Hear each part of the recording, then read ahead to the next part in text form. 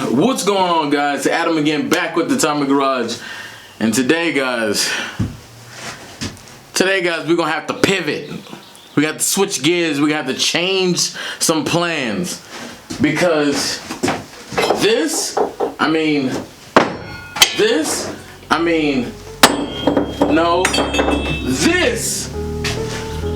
isn't working, guys. Coming up in this video.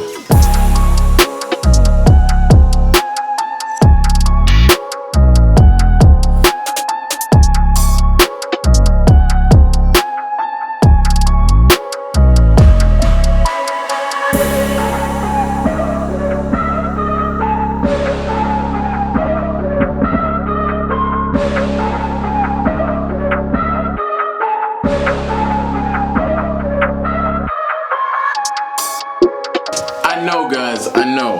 Okay, I did everything I could. Okay, off camera, I just spent 2 solid weeks, guys. 2 solid weeks trying to make this manifold fit. This manifold won't fit with the turbo that we have. This manifold won't fit just about for the most part, period. Now, these are the issues that I'm running into with turbo manifolds on a 4-cylinder E36. See, guys, the issue is these manifolds that's on the market for the most part don't work. I thought that I could use a M50, M52 turbo exhaust manifold, obviously 6-cylinder, and I could chop the ends off, see what I did right there, take the little plate on it so we should be good, and then go from there. Not true at all.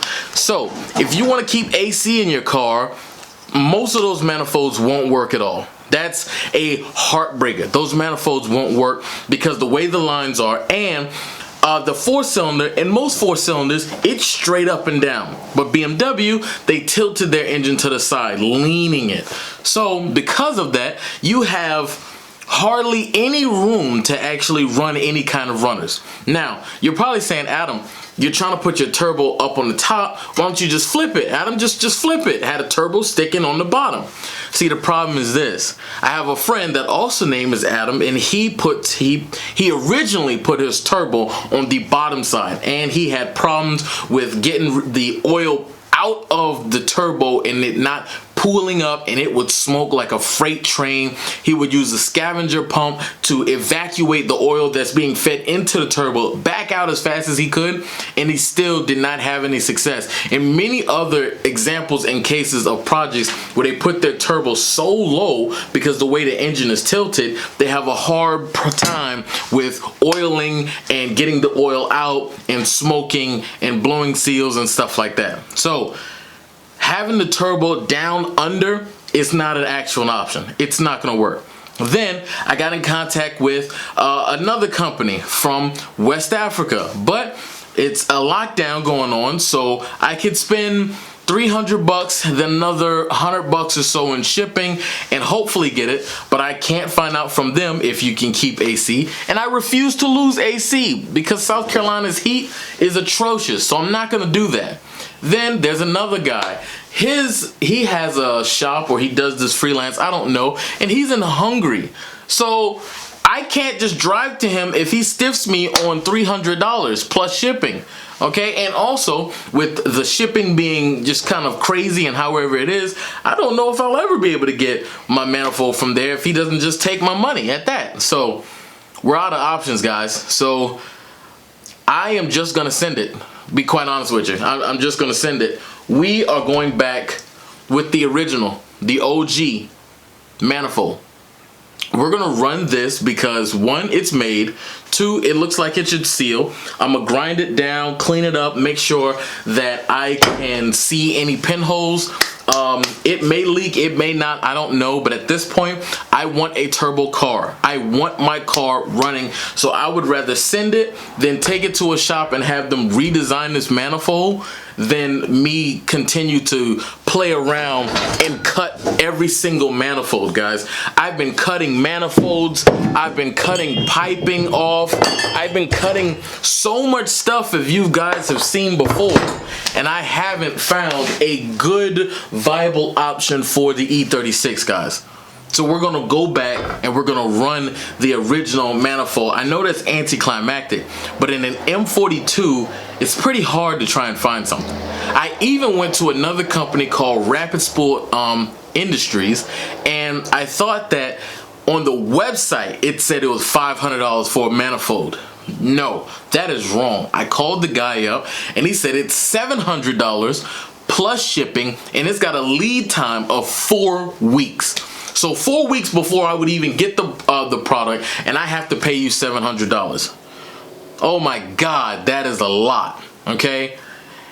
I'm not wasting my time, and I like to keep my money in my pocket, guys. You know how that is. Going with the original one, and I may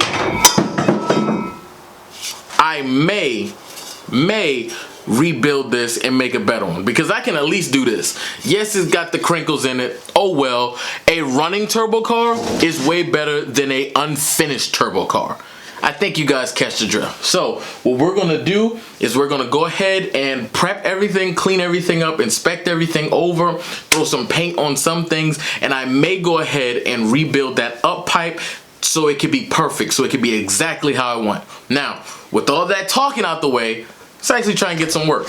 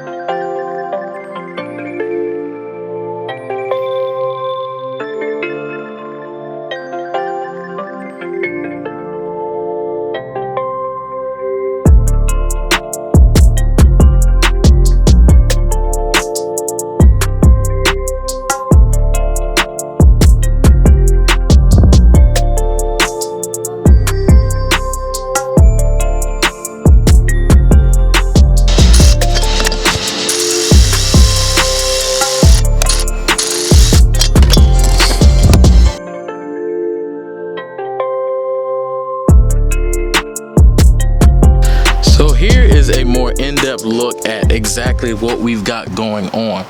This is how it sits in the original configuration. I've got this extension welded on, which is what I want to get rid of. And also I think I want to tilt it a little bit more towards the front of the vehicle, because as you see here, there's not a whole bunch of space. So when you add the turbo on top, you're cutting basically right here, right at the back part. And I would like to avoid that.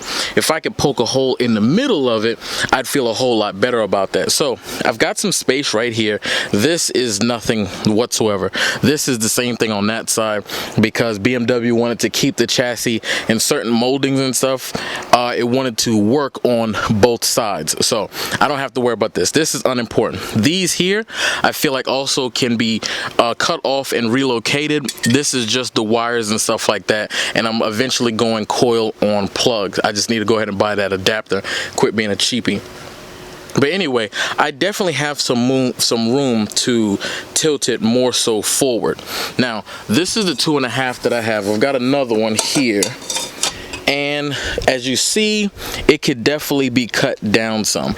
I'm trying to bring it down a bit as well. I don't want the turbo to be so extremely high. If I can bring it down maybe to right here, and then relocate my wastegate over to this side maybe. I don't know. I need to put it on and see where it would, you know, stack up. So we're gonna take this thing in steps. We're gonna keep this one like this for right now.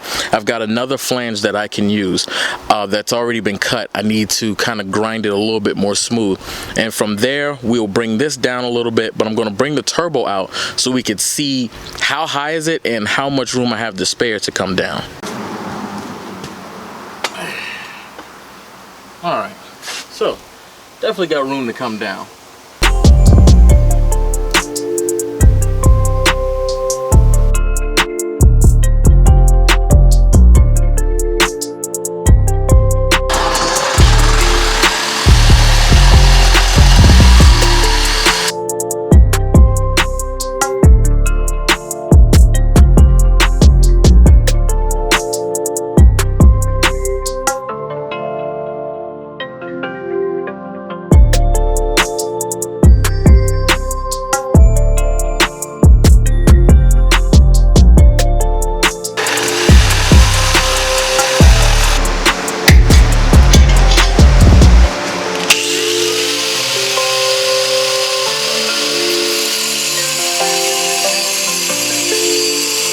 The next day.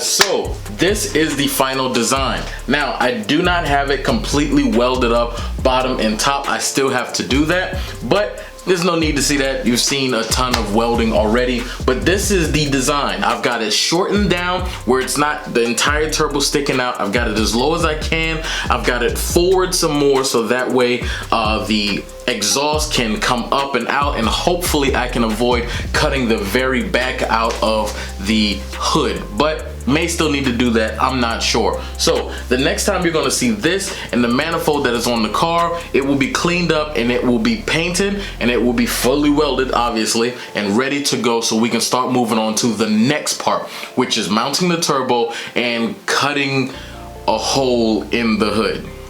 Yeah. There's gonna be a point of no return, and I don't know how I'm gonna go about doing that, but hopefully if I take my time and really put my mind to it, hopefully it can come out pretty good. Don't need those jagged cuts. I want it to like form right around the turbo. Don't know if it's possible, but we will see. So guys, if you enjoyed this video, give it a thumbs up. If you didn't enjoy it, give it a thumbs down. Tell me how I can improve. You got some TIG welding advice, let me know. Thick metal onto thin metal, I'm melting the two together, and it's kind of fun trying to get the angle of the torch and stuff right. So advice is definitely needed. Drop them in the comment section below. So guys, I'll catch you guys in the next video. Peace.